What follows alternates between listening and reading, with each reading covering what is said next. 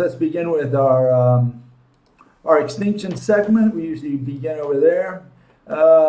Subject, we don't usually do politics here, almost never, only in relation to the global economy or maybe some history, historical fact or whatever.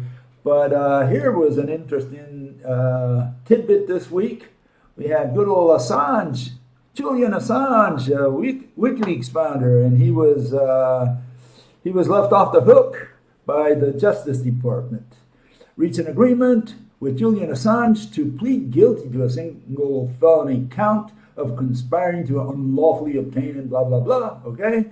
And what's he going to get? The deal is expected to effectively bring to an end to a years-long legal battle by the U.S. to prosecute Assange. Okay, so he's off the hook, okay? And that's exactly what I said in an article that I put out there, okay? For those of you who are not aware, a few years ago, they put out some kind of article, and it said this was the face of it. Do you want to know a secret, right? And that's how they promoted him. And I added something to that a little bit, right? That would help you put him in the right context, and that is, you know, he wouldn't nearly be successful if he were for real. And there you see the link in Quora where I wrote the article. I keep updating it every now and then. I updated it the other day when this article came out. And here you see, this was 2012, and these were the bobbies in England guarding the Ecuadorian embassy where he was cooped up in. And you can see him there, he's talking, right? This is 2012. You say, oh man, the whole British government is after this guy just to send him back to the States.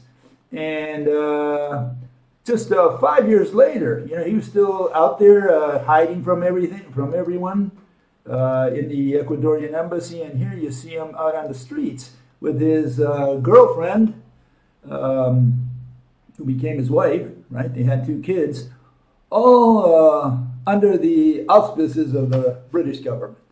Okay, that's him in England, out on the street, in London, out on the streets.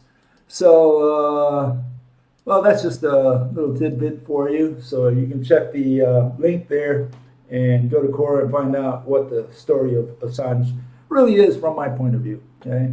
Anyways, let's talk a little bit about extinction. Here we have a fellow everybody knows, Warren Buffett. And what is he saying? He's saying that the economy's become more and more specialized. 19th century was an agrarian economy, and he's absolutely right. And that's changed quite a bit to today. And so the important thing is not only that, but he says also it's inevitable consequence. Okay, so we had no way of avoiding becoming more specialized, more efficient. Right, technology that we put into the system. Okay, so keep that in mind. We can't reverse it. What can't we reverse? Well, we can't reverse going back to the days of hunter-gathering. I don't think there's enough animals out there that we can hunt and gather. Now people look at that and say, well, that's evident. But then can we go to agriculture where everybody, 8 billion people, are farmers? And I doubt that very much. And so the question is, can we also go back to manufacturing, where manufacturing is 90% of our global economy instead of the 85% services we have today? And the answer from me is no, we can't. We can't reverse that process. Well, I mean, science kind of made it impossible to go back. Right, we made everything so efficient. Sorry, technology. So we become much more efficient, right? And you can't undo, what do we call it, knowledge? Yeah, we can't put the... We were talking about knowledge the other day. You can't put the genie back in the lamp. Right. Once you know something, once you know your wife is cheating on you, you can't undo that. Hypnotism, maybe? I don't know. Once you know, you know. Yeah, okay. So here we have another fellow, and his name is Ray Kurzweil. And the problem with this guy that I have is the word that they use to describe him, which is the word scientist. He's no scientist, okay? And what does this guy say? Well, he says that we're going to invent these bots that are going to come into our bodies and crawl through our veins or whatever and make us live longer because they're going to be smart bots. Oh, nanobots. Yeah, I know. Yeah, Those nanobots. from video games. I know. Yeah. And you wrote a book recently. I guess he's promoting it. But Ray is one of the fellows who's out there promoting the singularity, technological singularity. He says that once we reach that point, technology is going to expand exponentially beyond our wildest dreams. And I think he's talking about the extinction of man, one way or the other. We're going to become extinct, and what these people have in their minds, I have no idea. But yeah, we're not going to approach any singularity unless you say that singularity is what, extinction. Then I'll say, yeah, we're approaching extinction. Well, it does kind of beg the question, just out of curiosity, what are the latest, most crazy technological advances we will make before the human race goes extinct? And I'm saying that You always say there are no new technologies, right? but that's obviously false because we have AI now, which didn't exist 20 years ago. Okay, but let's even concede that. Let's assume there's one or two new inventions. What's the weirdest? We're not making inventions like in the 19th century where we were discovering a lot of stuff based on electronics and magnetism, right? Okay. Where we were seeing, hey, we can do this with magnets. Hey, we can do this with electricity. You know, and so we had all these things. Then when we did gravity, you know, the airplane, et cetera, and balloons and so on. Yeah. So we started playing around with all this stuff, and there was a lot to invent because we hadn't invented anything. It was an agrarian economy. And then suddenly we begin inventing all these gadgets that help us do what the cotton gin helped us pick cotton faster, you know, and manufacturing of all kinds. We built the car, we did the telephone, the printing press got modified quite a bit. Photography came into being, you know, so we made a lot of the telegraph, right?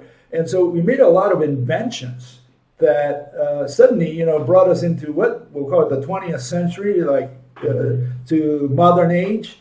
And that was a period of maybe, give it 100 years, more or less.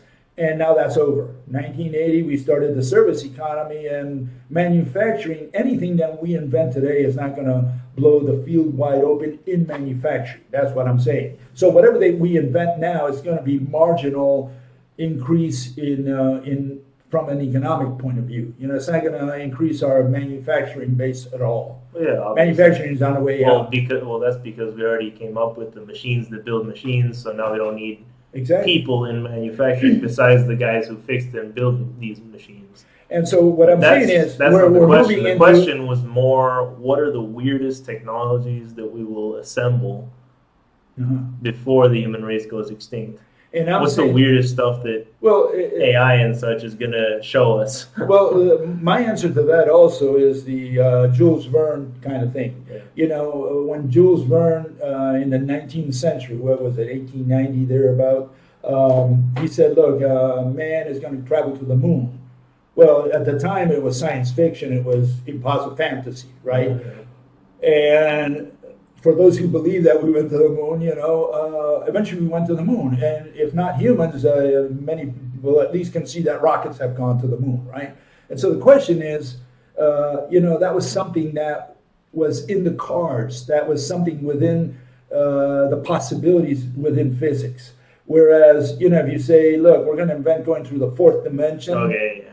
Now we're talking I'm talking about real technology, right, not so, weird. And so that's my point. My point is, right now we have very little to invent that will really blow the field wide open. Like Kurzweil says that we're going to hit the singularity, technological singularity, where we... In theory, there are some theoretical ones that seem like they're in the realm of going to the moon, like nanobots, like AI, like bioengineering humans. There's a few that are cloning people. There's a few that are heavy-hitting technologies that seem on the horizon, and those are the ones I'm talking about that are really weird but doable. It's not traveling through time or fourth dimension stuff.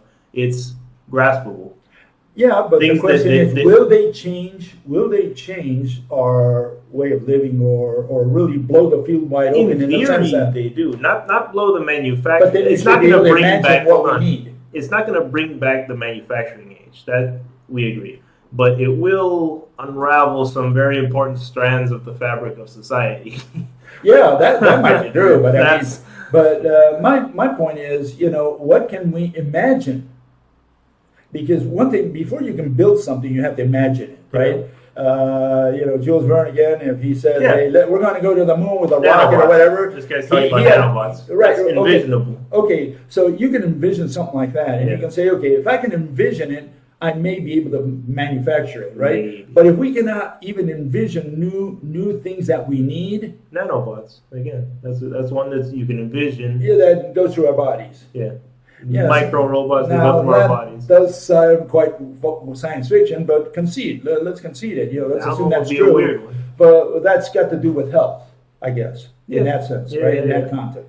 And I'm not sure we want to live forever. I mean, people say, "Oh, I would like to live more years or forever," but if we live forever, we don't have kids, or we crowd the Yeah, planet, it gets and weird. so I don't think it's a good idea for society to have people who live forever. We're living too long already. We used to Yeah. live 40 years. Now we live like me. I'm already going on 72 this year, so I don't recommend it. The question of what future sciences will allow us to do, matching what we really want to do, that's a big philosophical discussion. Or what's good for our society. Yeah, what's good right? for our society. This is what I think is really going to happen. Here we have World War III. Right? It's too late to stop World War III. And the guy goes over 3 possible scenarios.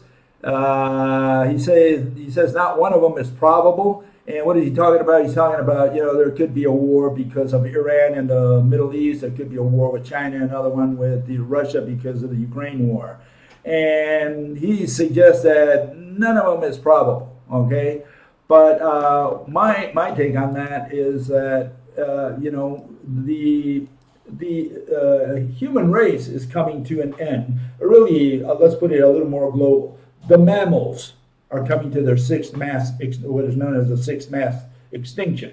I don't think we can avoid it. We're going to be part of that process. We're going to come down together with all the mammals because we're going to liquidate them before we go, more or less. A lot of them will disappear. People will hunt anything to stay alive, right? But I think the mammals are on their way out. They're already on their way out. Lots of animals are disappearing, species. Others are shrinking in numbers, and we're trying to save them. You have all these people out there trying to save them. And I think it's just like taking, water out of the Titanic with a little cup, The ship is going down no matter what. That's one issue. And so, I don't know. I think that World War III is going to be part of that.